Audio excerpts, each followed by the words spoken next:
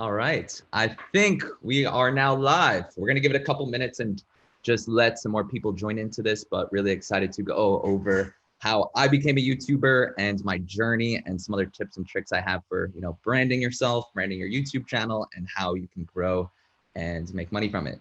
And also editing, of course, only while using Adobe products.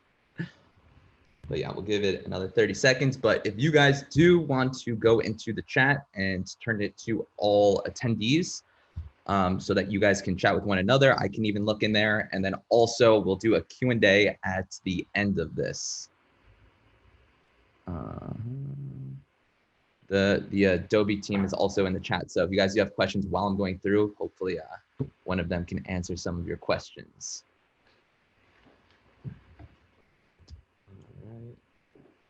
Also, we got Abe right here, who is my assistant editor. He's tuned in as well, so just making sure we look good. And yeah, we're excited to share all of our knowledge with you guys. All right, give it another second. Yeah, if you guys want to go into the chat and even comment where you guys are coming from. I see someone is from Paris, France. We have India. Super excited for you guys to be joining us. I am currently based here in New York City. This is my studio at 368 Broadway, where I film, edit a lot of my videos. Nova Scotia, Canada, awesome. Portugal, Brazil, welcome guys. Anna, I believe she's one of my subscribers. Welcome guys. All right, so let's dive into this. We have a hard stop at 1 p.m. And also wanted to let you guys know that this will be on the Adobe Video YouTube channel. So if there's something that you missed and I don't answer it for you, you can definitely go rewatch this on their YouTube channel. All right, so let's get into this. I'm gonna share my screen right here.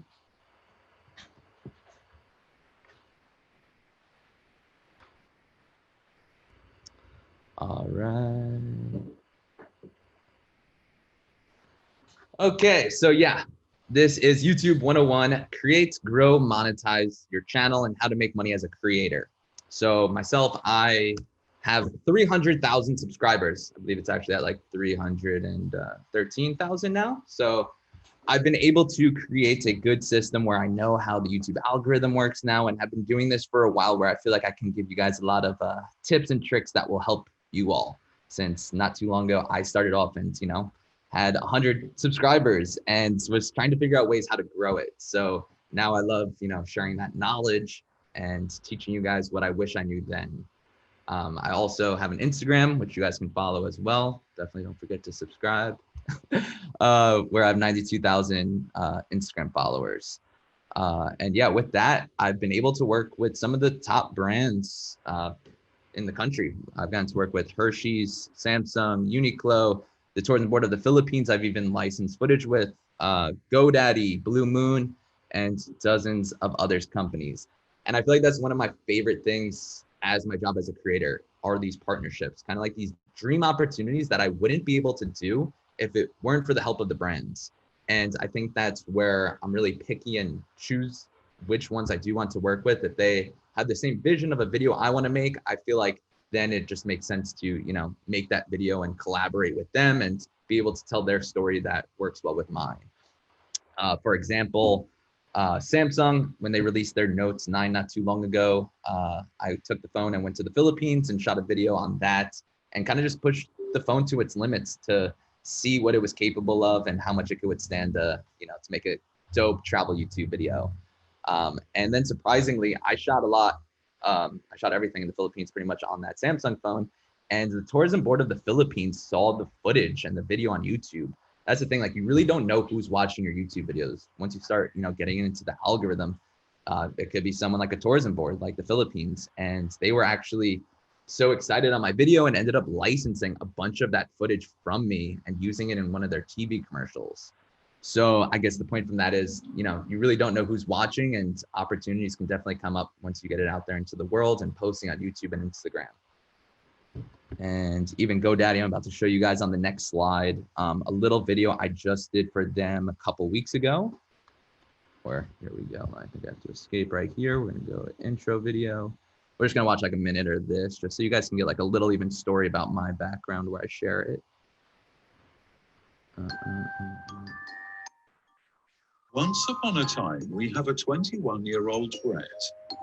Brett had just graduated from university as class president with a finance degree while working in investment banking. But the young and ambitious Brett knew that wasn't the life path he was destined for, so he quit to pursue his dreams. Brett then moves into a 68-square-foot apartment in Chinatown to become an entrepreneur. But he wasn't really making much money, so he was an entrepreneur by day, burger delivery boy by night. So when GoDaddy asked him what Go Forth meant to him, he saw this as an opportunity to bring his untold story to life.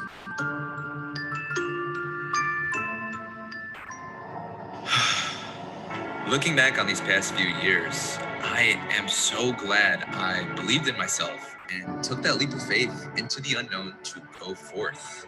Go forth to me is not giving up by any means necessary, even if that meant I had. Yeah, you guys can go and watch that whole video, but I feel like that just did a good job at describing, you know, my journey and kind of telling the viewers how I went forth, which was GoDaddy's campaign that they were running. So they asked me to make a video about what Go Forth meant to me and kind of shared how I moved to New York City as a burger delivery boy. And then I wanted to become an entrepreneur and YouTuber and was able to make that happen by not giving up. So if you guys want to go check out the full video, you can just go to my YouTube channel, but probably one of my proudest works to date. Okay, so now we covered me. Let's talk about you guys and how you can grow your YouTube channel and monetize. So on this next slide, I want to talk about finding your niche, which has to be one of the most important things when starting a YouTube channel.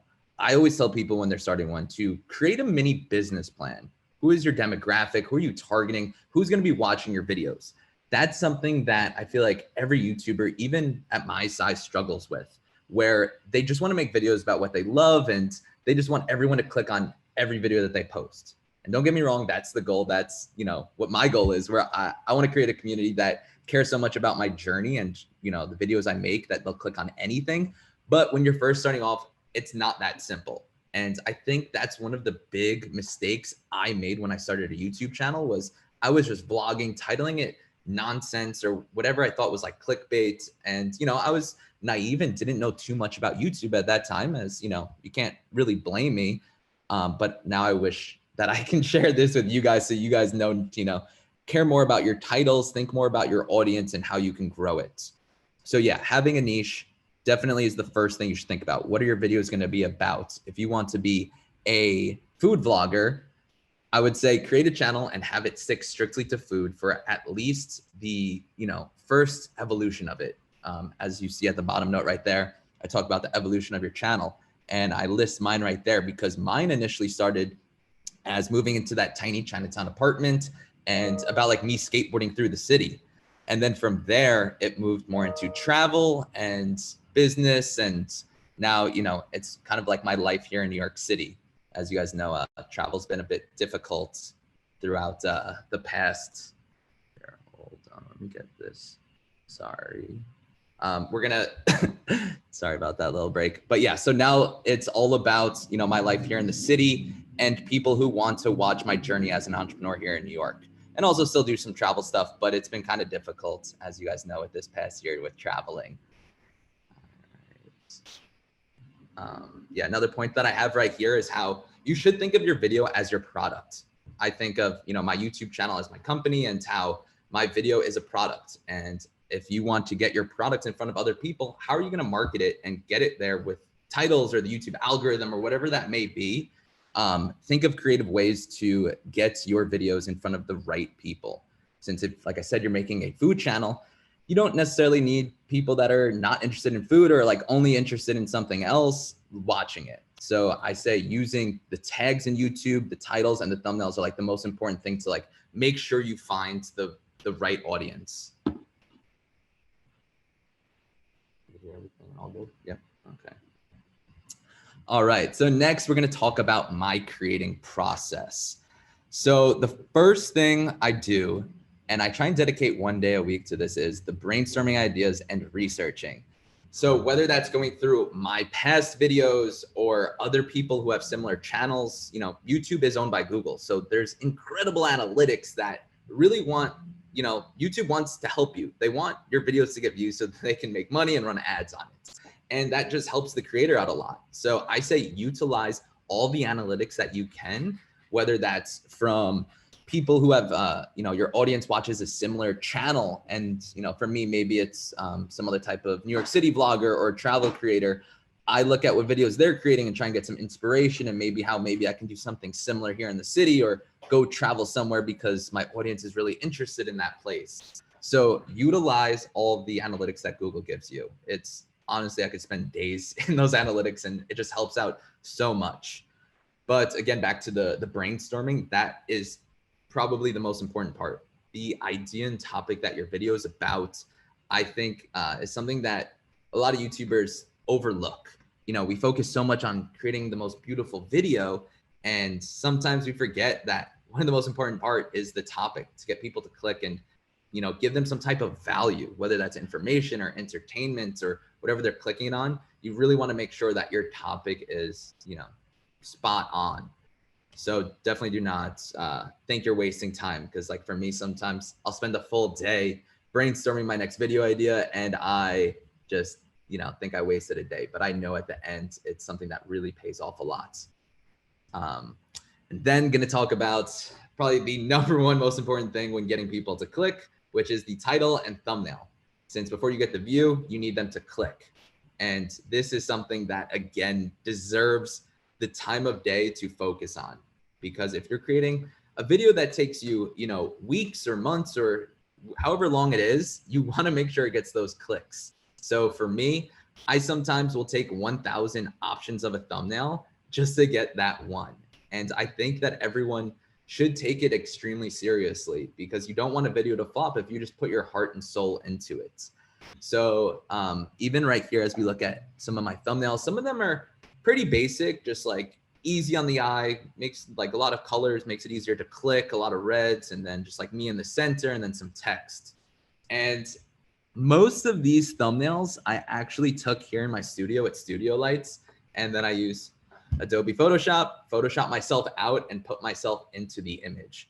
Definitely a great hack that I totally recommend. So sometimes when I'm traveling and have a cool photo of just a landscape without me in it, I'll use that photo, take a photo here in my studio with great lighting, and then Photoshop myself in, add the text, and just utilize all the skills that you have. You know, you guys watching this probably are efficient with Photoshop. So I say definitely take advantage of that. You know, there's a lot of YouTubers who are out there that don't know Photoshop.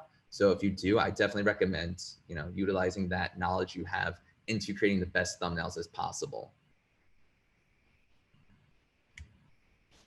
Okay, so next I wanted to talk about filming. So if you're create a structure for your video. So yeah, my videos typically start with a voiceover. So whatever the title of the video is, I try and address that right in the intro, because if you look at your analytics on YouTube, more than likely, there'll be people that clicked on and clicked right off just because, like, whether they clicked on it on accident or like they didn't know what they were clicking on. But my goal, or everyone's goal as a YouTuber, should be to grab that attention as quickly as possible and make sure that they stick it all the way through. Since one of the most important things on YouTube and getting your videos out there in the algorithm, which I get to later in this PowerPoint, is getting that view time up, having good retention so people are staying on longer on YouTube and they want to push it more. So after the voiceover and kind of addressing what the video is going to be about, I go into like a little bit of background on myself and kind of giving the credibility, making sure the viewer knows I'm not like this random dude making a video on it, that whether it's on New York or travel, I show why I have a lot of knowledge on that subject and why the viewer should trust my opinion or be interested in watching my video. Then from there, it typically goes into more vlog style shots. So handheld, I sometimes really like to do just because it gives that good connection with your audience and it makes it feel like they're there with you having a conversation. And from there, I usually go into like some more voiceover and just setting up the shots and making sure that the storyline is fluid and is flowing and that, you know, there's an overall message to the video that I'm trying to portray. I can help doing that with like little voiceovers or B-roll. And then at the end of a video, I try and make the viewer feel I put. So I try and have there be a very good ending that leaves people like very warm-hearted and just like feel like they enjoyed the video and got something out of it. So even right here, I'm going to show you guys like just the ending of a video I did recently.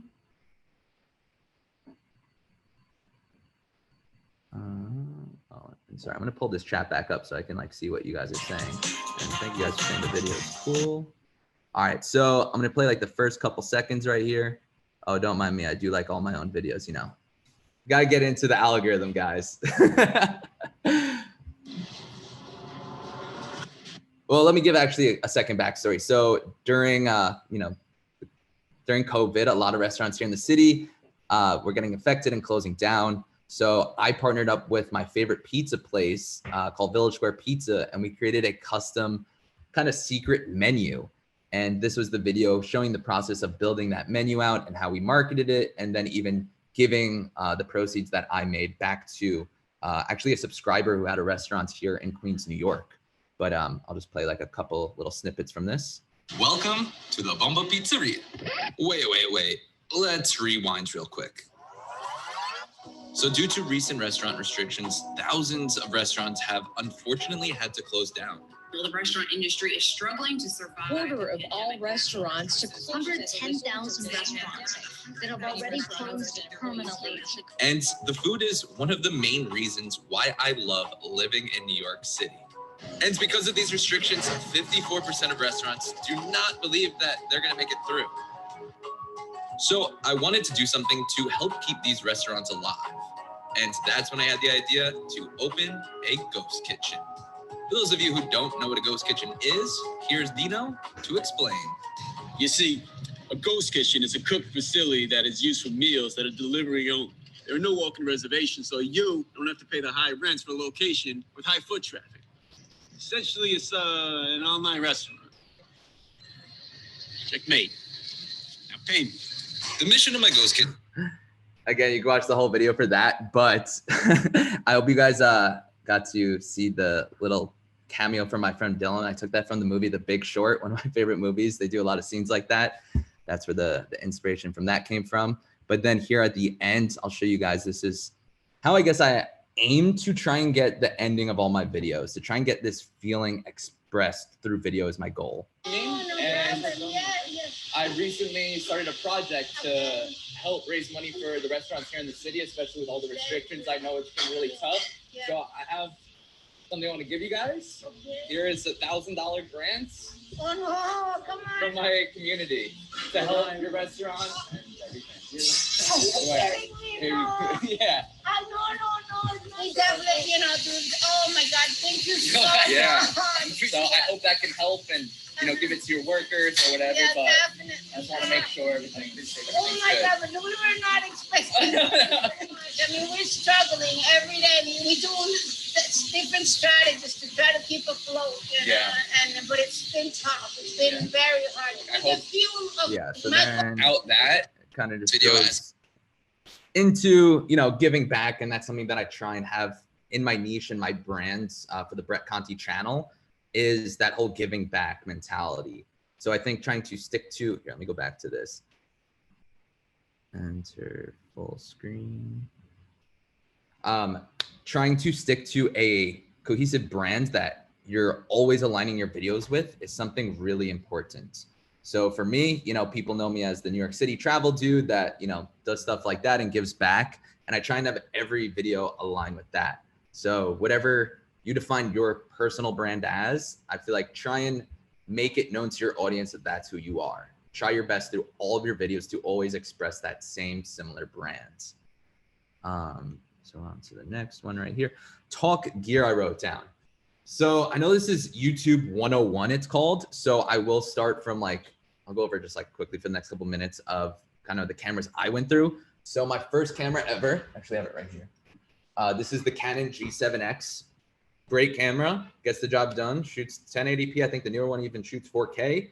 It's like $500 at the time. Great camera. Definitely recommend it if you're just starting off.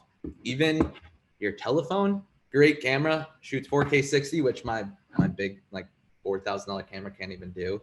So I do think you should always use the best gear that you have available to you. And I think it's more fun to shoot with a camera or even a point and shoot over a telephone, but don't let that run you short, and don't think you can't create videos with just your phone. Definitely the best place to start. And I think from there, it just gives you more motivation to keep upping your camera gear and getting new lenses. I know that always excites me, whether it's a new type of camera, like I'm using 360 cameras a lot, or even just bought the new GoPro and a new drone. And that's what excites me and reminds me why I love being a YouTuber and a creator. You know, it's just getting to use all these fun little toys and creating my vision for a video. All right, what's next? Editing. Okay, so yeah, let's talk a little bit about Adobe Premiere. All right, go full screen. Okay, 1 second, guys. All right, so my process with editing, I typically get everything I filmed into my timeline right here. So I think my videos are usually like 12 to 16 minutes long. I believe this one was, yeah, pushing 13. So I usually throw everything I filmed into my timeline. Sometimes that fills up over an hour worth of footage. And then my first step is to cut down and to label with colors. So as you can see right here, I have it almost in the different acts and settings. I have it labeled and colored. Sorry, with the zoom going and trying to do Premiere, my computer's kind of freaking out. So right here is kind of the intro where I do the voiceover. And this video in particular was talking about Queens and how it's the most diverse place on the planet. Also had a shout out to the sponsor National University, which was a university that I partnered with to help make the video possible. So kind of like address that right in the beginning, and then goes into the storyline about, I also like learned Spanish in this video before I head to Queens. So that was like that part, and then so on and so on, and from labeling. And what I wanted to quickly talk to you guys about were some tips and tricks on your editing, how to make your video better. So for one, since I already posted this video, I'm gonna like totally probably mess it up, but doesn't matter. So I shoot just about all my videos in 4K. And even if I export it in 1080, the reason why I do that is so that I can scale in on them and do keyframing, and it doesn't affect the video quality. So right over here, as you can see, it's at 100%. There's so many times where I want like a different angle, whether it's talking with, this is my friend Ari, you know, just through scaling, you can create all these different looks where it looks like there's a second or third camera. So if your camera does shoot 4K, even if it's 1080, I think you can get away with doing tips and tricks like this that will help enhance your video a lot more.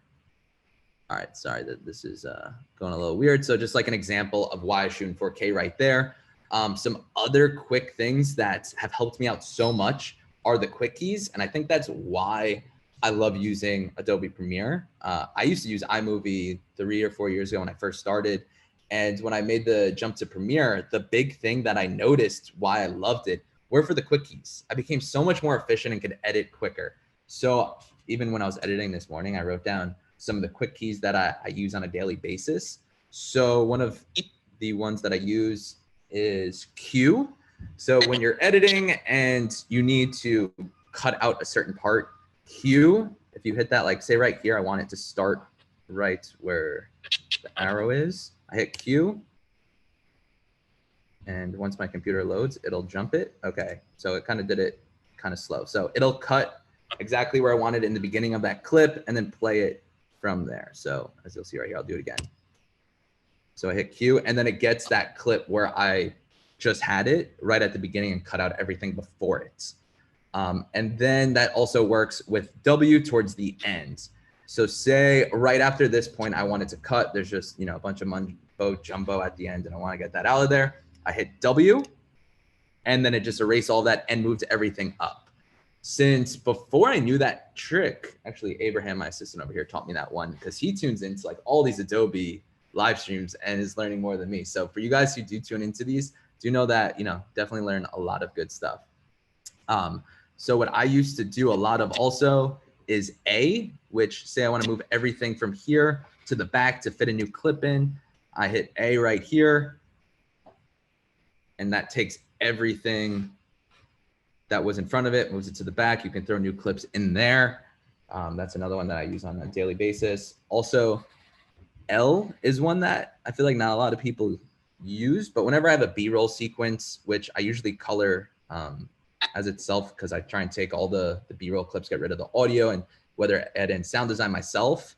But to get rid of audio, if you do Command L, it'll separate the video from the audio, and then you can easily delete it like that. So that's typically my process when I am cutting through on that first draft, is just going through what's a B-roll clip, what's a talking shot, and then labeling those B-roll clips and getting rid of the audio. Okay, what else do we want to talk about? I feel like I could go on and on about editing, but maybe at the end, if you guys have any questions, I would love to answer them about editing tips and tricks. I've been doing this for about 4 years now, and I feel like I've learned a lot about Adobe Premiere. So let's go back into this.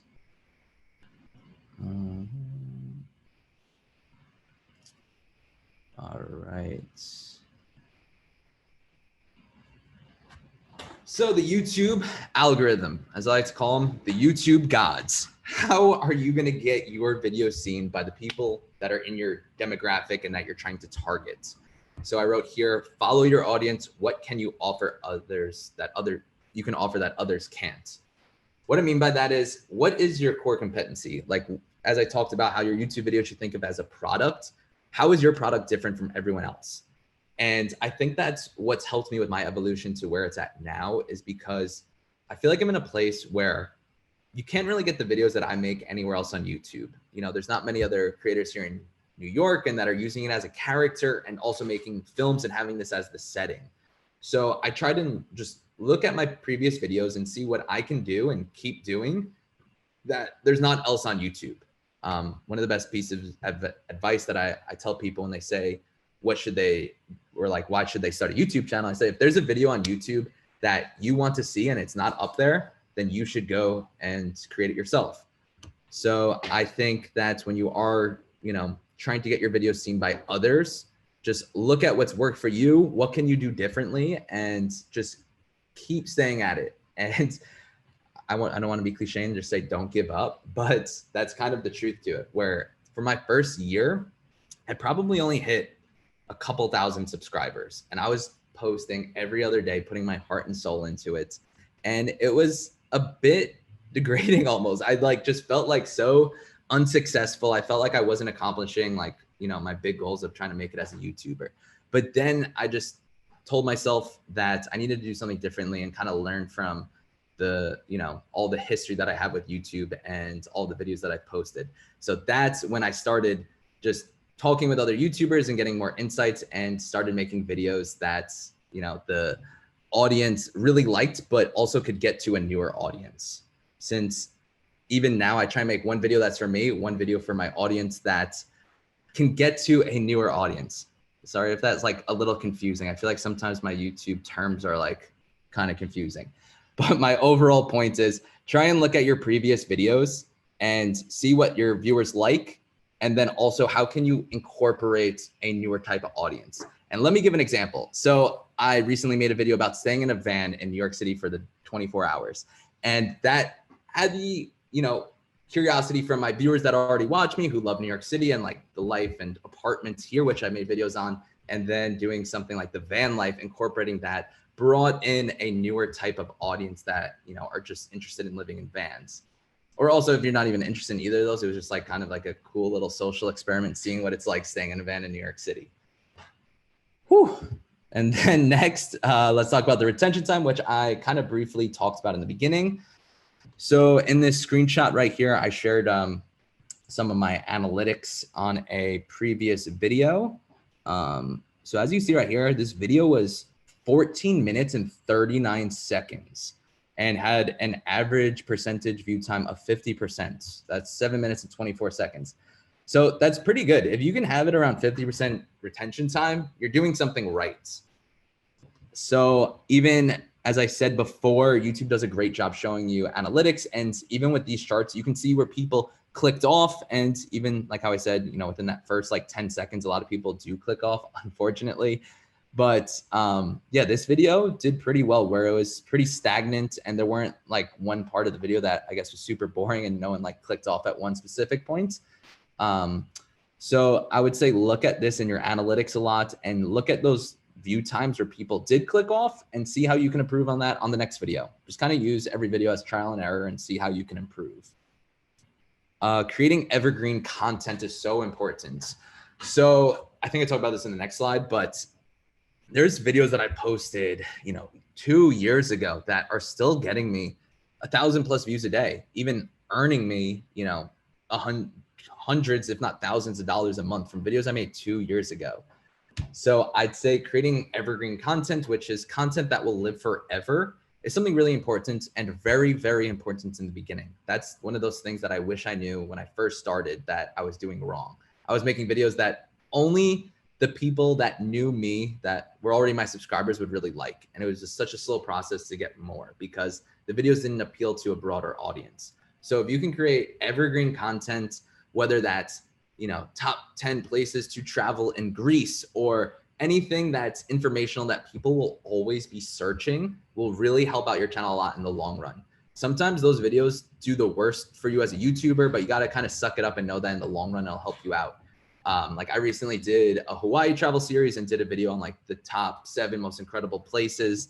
And to be honest, the video like didn't do too well at first. And then after, search and the algorithm and the YouTube gods came through, the video was able to do pretty well for me. Even a lot of my travel videos are my most successful videos because people are constantly searching about travel, or at least, before 2020.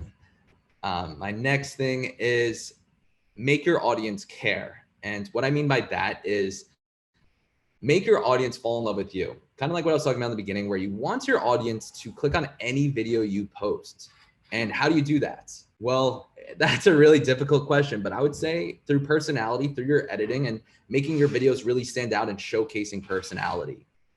And then next is finding a good team.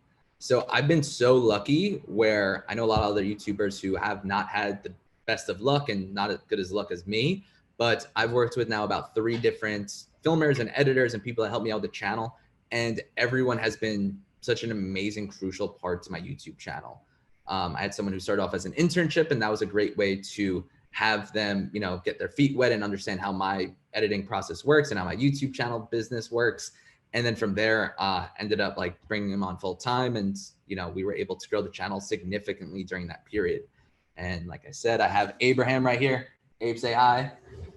Abraham and I are here pretty much every day in the studio going back and forth on edits.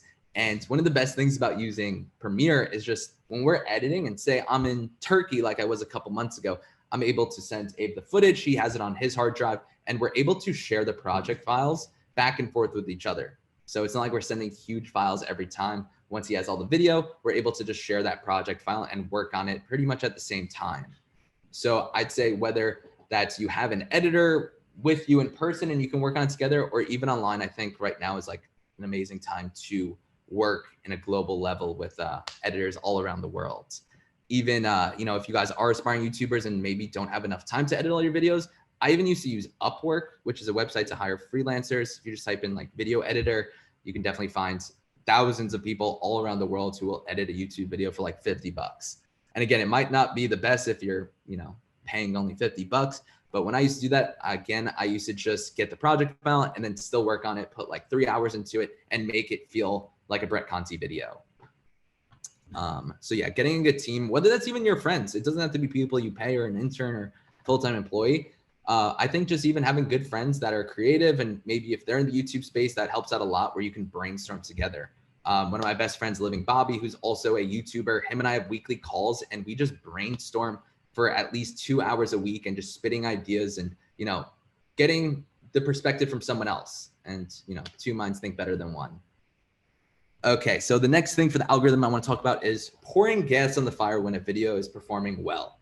This is so important when trying to grow, and this is when you'll grow the quickest. So if you have a video doing well, what's an example? Say you have a video on the best food spots in Los Angeles and it's doing super well. even if you posted it like a month ago, if that video starts taking off in the algorithm, you need to take advantage of that. So your next video should either be best food spots in San Francisco or something else in LA that those same viewers will like, but then changing it up a little bit, or maybe even taking it to that next level. And that's how you just build up the ladder and have every video just keep growing and growing. It's harder, it's easier said than done. And it is something really hard to do. It's something that I try and do as best as possible, but I don't always succeed at it. But you know, as long as you're having fun at the end of the day, you don't have to worry too much about the YouTube gods. Just make sure to say a prayer before you click that upload button. All right, so then I said, watch this. What is this? Oh, I think this was a video I recently made about text as well. For the ninth thing, let's talk about the YouTube algorithm. Now, there is no set. Yeah, I feel like I just described everything in like 1 minute right here. So I'm just going to share this with you guys. Again, this video is on my YouTube channel, but here's just the 1 point. Ways or kings of the kingdom that if you do every single time, that your video is guaranteed to get into the algorithm. But there are a few things that I always try to keep in the back of my mind that have helped me get my video pushed through the YouTube algorithm. First, you pray to the YouTube gods. Like I said, lately I have been trying to make my videos as long as possible. Since when I look at my videos that have gone somewhat viral, they're all videos that are nearly 20 minutes and the retention time is really high. So just trying to keep your viewer on the platform and watching your videos really help push your channel a lot. It makes sense too because YouTube wants people on their platform. So if they're watching your videos longer, they're going to help promote that video. Not saying to make your video long to waste your viewers' time, but if you can provide a lot of substance and information and even beautiful content, then I do recommend making your video as long as you possibly can. Another tip is creating content that is evergreen. Now, evergreen is content that will get views throughout eternity, something that does not get outdated. A video like this will continuously be searched for and get views. This is how my channel, without even posting for a month, will still get nearly 1 million views, just because all my old videos in my vault are still gaining traction. Lastly, number 10 is monetization. Okay. Now, with the YouTube, I think I cover monetization in the next slide, so we're not going to spoil it. Here we go. All right, so this is the last thing we're going to talk about. Oh, I love that people are commenting in the chat. Pray to the YouTube gods. Always got to pray to the YouTube gods. They won't fail you. All right. Enter full screen. Okay, so here I go through monetization. The first one is AdSense. Yeah, so make longer videos with retention. So why I say that is because as of maybe 2 years ago, YouTube added mid-roll ads. So if your video is, now it's 8 minutes, but before it was 10 minutes, it's over that, you can put multiple ads in the video. You can either pick where you want them. You could literally put it every minute, put an ad. Don't recommend that because people will click off, but there is a button at the bottom of where you're uploading your video where you just click add mid-roll ads, and YouTube will like automatically add one every couple minutes or every 5 minutes. So, you know, like this video, which is one of my more popular videos, which was a video in Vietnam and has 2.7 million views. And yeah, I'm pretty open with my audience. This video earned me $14,055. And that is primarily because it was a nearly 20-minute video.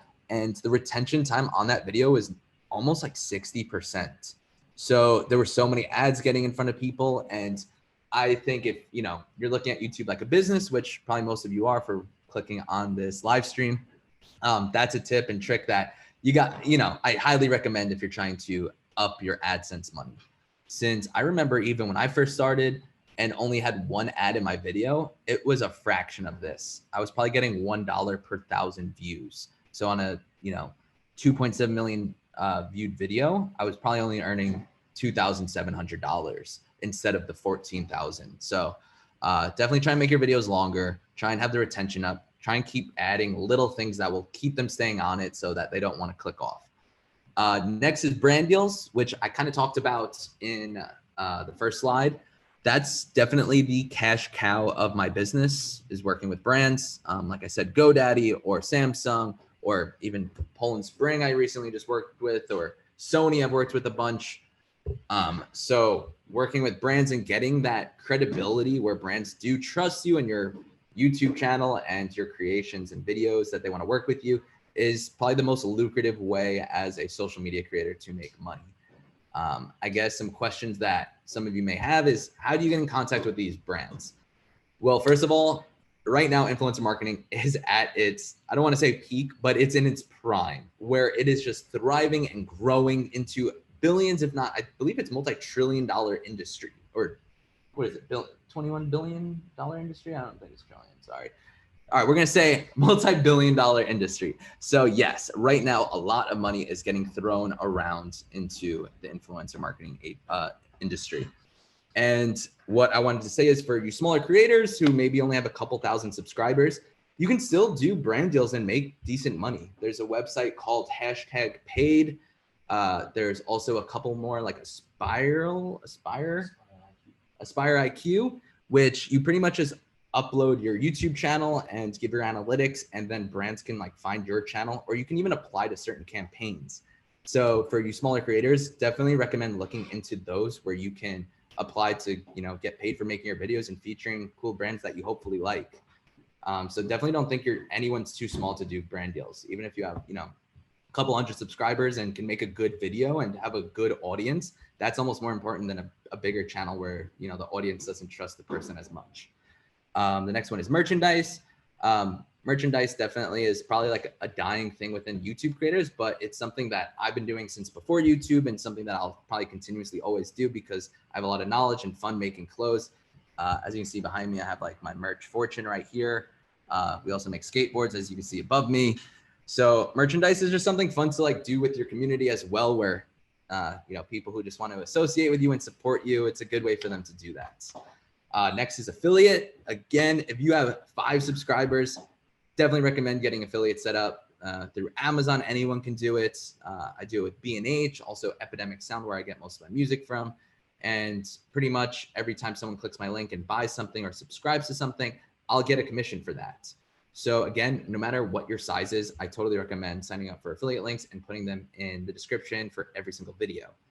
Then licensing footage. This isn't too high on the list or too big of a piece of a pie for my business model, but I feel like, you know, like I said, with having your footage out there on YouTube, you never know who's watching it. And there have been a handful of times where I do get hit up or get an email saying that people want to license, whether it's one clip or a couple clips, and it's just another way to add on to you know, your business model and your revenue. The next one is pitch yourself to small businesses. So yeah, whether you live in New York or any other small city, I say go around pitching to your local restaurants or any other cool store that you really believe in and want people in your town or people, you know, on YouTube to just know about. I say go in there with a small little pitch plan and tell them how you want to make a video for them, whether you want to give them the footage or just make a video on your YouTube channel to promote it. That's a great way to try and get your brand deal and your knowledge with working with clients going. So we're at about 45 minutes in. I think we're going to head to the Q&A. So if you guys, I'm going to stop sharing my screen. Hold on one second. All right. And if I go to Q&A, okay, they can see me right there. All right. So if you guys do have any questions, I would be happy to answer them. Again, like being a YouTuber definitely has made my life kind of like the dream that I've always dreamt of. When I was a kid, I used to always say I want to become a professional Brett. And I feel like that's the only way to describe what being a YouTuber is, that, you know, I get to wake up and whatever I'm interested in or want to make a film on, I can get to do that. And it's just been, oh, is this not right? Oh, is this the chat? Hold on one second. What is it? Okay, so there's the Q&A in the chat. Sorry, there's a Q&A thing and also a chat. So someone asked, how can we find an intern like Abe? That's a funny story. I'll tell it within a couple minutes, but pretty much when I was living in that tiny Chinatown apartment, you guys saw in that video, Abe was my waiter at my favorite Vietnamese restaurant, and we just became friends. And then he started going to school for film, and then he asked me for an internship. And he was honestly just editing for my second channel. And after he did one edit for that, I was just so impressed and brought him on to work on my big channel. And it just like prospered from an internship into more of a full-time thing. And now he's like my go-to right-hand man and co-producer of nearly all my videos on my channel. So I would say once you build an audience, it is easier to get people to help you out. My first intern was a subscriber when I had 5,000 subscribers and just was persistent with getting a job with me. And I took a chance on him and we made it happen. So definitely is kind of a luck of the draw, but you can get lucky. And also, again, like I said, you can use Upwork or any of those other freelance websites to find people to help editing.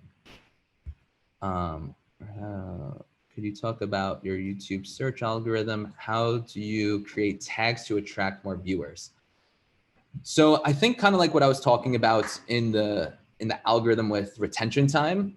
I think if you have someone watching your video for a long time and YouTube thinks that it's a good video, and they know, YouTube gods know.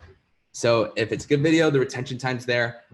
It would only be a matter of time before YouTube starts pushing it. Obviously not every single time, but I think if you can get someone to watch your video for an average 7 minutes, that's kind of like the sweet spot. I feel like it will get pushed to a newer and newer audience. All right, I'm gonna go into the Q&A. I was in the chat. Hey, Brett, did you know a little bit about editing before starting your YouTube channel? This question's by Sarah. Sarah, thank you for asking. And yeah, I was big into action sports growing up. So I think my first YouTube video I posted in like 2005 because I was big into skateboarding. And this was at a time when skateboarding wasn't cool. And I wanted to prove to kids at school that like I was a legit cool skateboarder. So I would just like make a YouTube video of me skateboarding and put in my AIM profile. For you guys who are old enough to remember what AIM is, but that's like how I got into editing, was just making like action sports videos of snowboarding and skateboarding. And I would just use iMovie, all filmed on like a dad cam mini DV camera. And that's how I knew how to edit, at least at a basic level. And then I started doing vlogs.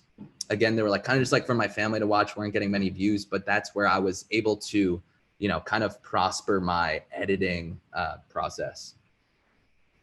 Kayla asks, should someone major in film TV if their dream is to be a filmmaker? Some say they lose their passion of film this way, and I don't want to lose my passion for film. It's a tricky question. I honestly went to school for finance, but I do know a lot of people who are filmmakers that did not go to school. Gabe, who's right next to me, who was one of my first assistants and now is a full-time freelancer and does video and editing for big companies. He did not go to film school and kind of like dropped out and is now one of the best creators that I know here in the city as far as doing freelance work. So I think it's that combination between skill and putting that time in to learn and also kind of talent. I feel like for Gabe's example, it was because, you know, he kind of just had this eye for video and had such a core competency over other people. So I don't think you have to go to school for film. But I get what you're saying when some people say how, you know, it made them not love film as much. Sometimes I have to remind myself how much I love being a video creator and YouTuber because it is my job. And sometimes I get so lost in the sauce and, you know, doing videos that I guess I'm not extremely passionate about that I'm not as happy. But then I remind myself, you know, I get to make videos every day and I love what I do. I love my community, that, you know, this is my purpose in life. So hopefully that answers your question a little bit, but I guess to answer in one word is, I don't think that you need to go to major in film. Ashley, how long have you been working on YouTube videos and how long did it take you to start monetizing it? Yeah, so my first video, like I said, posted in like 2005 before you can even monetize, but probably like 30 subscribers for like a couple of years because I was just like posting it on Facebook and MySpace. And then it wasn't until 3 or 4 years ago, probably 4 years ago now, where I was like, all right, I want to start like really making YouTube videos. And then it took about a year to get monetized. And then a year after that, like there was that 1 year period from the first year to the second year where things really started taking off. And I started making like decent money from being a YouTuber. And then from there, it definitely has exponentially grown. So I would say after the first year, I started like, it was a couple $100 a month. And then, like I said, now it's been a full-time job and get to do it for hopefully a long time as a successful career. Shruti says, how many months after you posted your first video did you start making money? How much was your first paycheck? Also love your editing style. Thank you, Shruti. And my first paycheck, yeah, I think the threshold is $100. So I believe the first one was $100. And it probably wasn't for like a year where I really started like getting a consistent like $100 from YouTube, but that did grow pretty quickly the more serious I took YouTube. Which other YouTube channels do you love? Living Bobby, who's one of my good friends who I shouted out, one of my favorite YouTubers. Yes Theory is also a great channel. Casey Neistat, who has an office down below, also, you know, the godfather of YouTube. Kevin Bruckner, thanks so much for your insight. Are there any ways that we can help you and help you and your channel? Maybe if you are serious about it, you can definitely send me an email. We'll have Abe filter through and see if there's anything that we can work together on. Katrina says, how do you handle or avoid burnout? Great question. I have been doing this for a pretty long time, and I feel like having that great work-life balance and not killing myself in content is probably the best way to avoid that. Even this weekend, I'm gonna get away, turn off my phone, go on airplane mode, and just not even think about editing a video for a while. Kind of just like refresh my brain and recalibrate so that when I come back next week, I feel refreshed, motivated, and inspired to get creating again. Sumi asks, what would you say your niches was when you started out? That's a difficult question because I really didn't have one. And that was my biggest flaw for that first year, was not having a niche, not having any like knowledge or specific thing that I was trying to prove to my audience or like showcase or inform them about. There was no real value. It was very inconsistent. So I would just say it was like literally just about my life. So that's why there was that slow process into gaining my initial audience. But once I switched that and started making them about travel or my life in the city, that's when I was able to grow an audience that were interested in that and have them kind of jump along on the journey.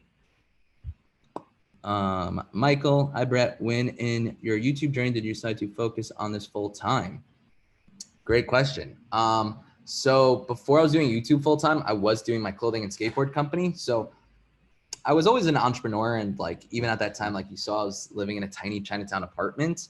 So wasn't making much money, like, you know, when I was fresh out of college, 22, 23. But then I knew I always wanted to start vlogging and making YouTube videos. So I would say, I don't know, like now I focus way more of my time, like pretty much everything I do is focused on the YouTube channel. So that kind of happened maybe a year and a half ago, I would say. So it's probably after 2 years of doing YouTube where I was like, I love this. I feel like this is what my purpose in life is to create YouTube videos. So yeah, it took about 2 years to figure that out. Camilla, how long did you have your intern before paying them? And when is the time to start paying them? How much should we pay them? It's impossible to find out how much we are supposed to pay them. Really wants to know. There's no like standard rate. I would say maybe do hourly.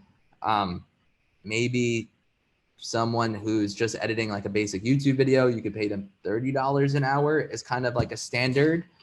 Maybe on average, that's also for someone like I've paid here in New York City. So maybe if you find somewhere else around the globe, you can find it at a different rate.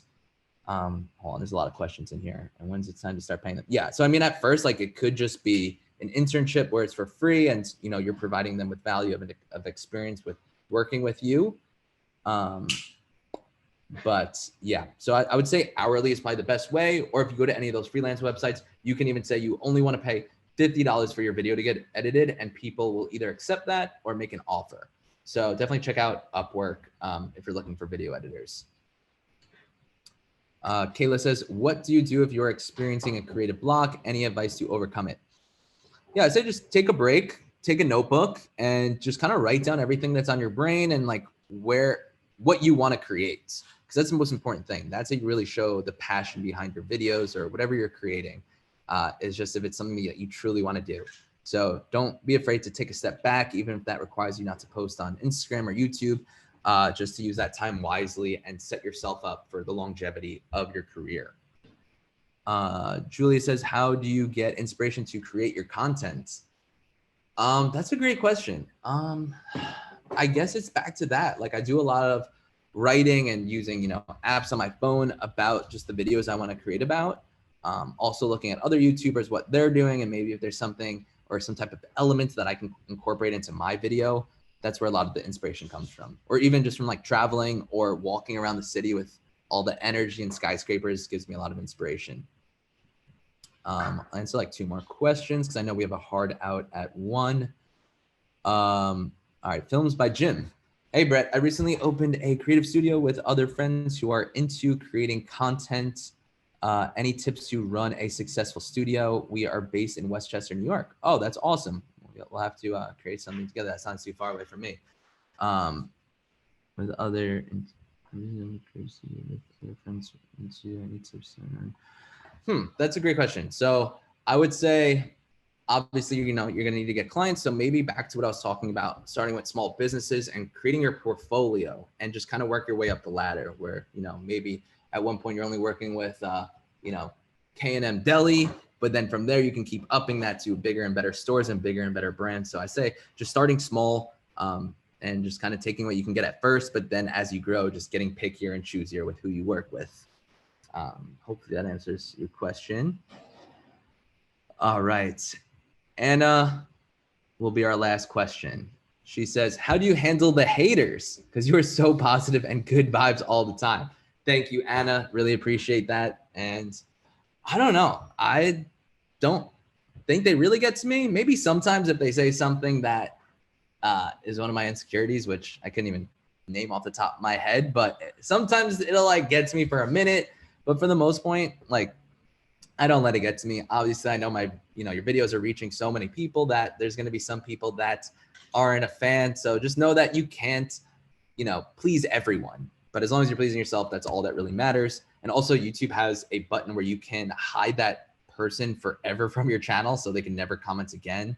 So that's something I definitely recommend. All right. I think we'll wrap that up. Yeah, so this was a lot of fun. I hope you guys enjoyed it. And I didn't even want to let you guys know that there's a survey link that will be like sent after this is done. And that really helps out Adobe, you know, with the future events for this. So if you guys want to fill that out, that would be great. But yeah, I think that is going to be it. If you guys want to find me, it's just youtube.com/Brett Conti, and my Instagram is Brett C. Conti. Thank you guys again for tuning in, and good luck with the YouTube channel.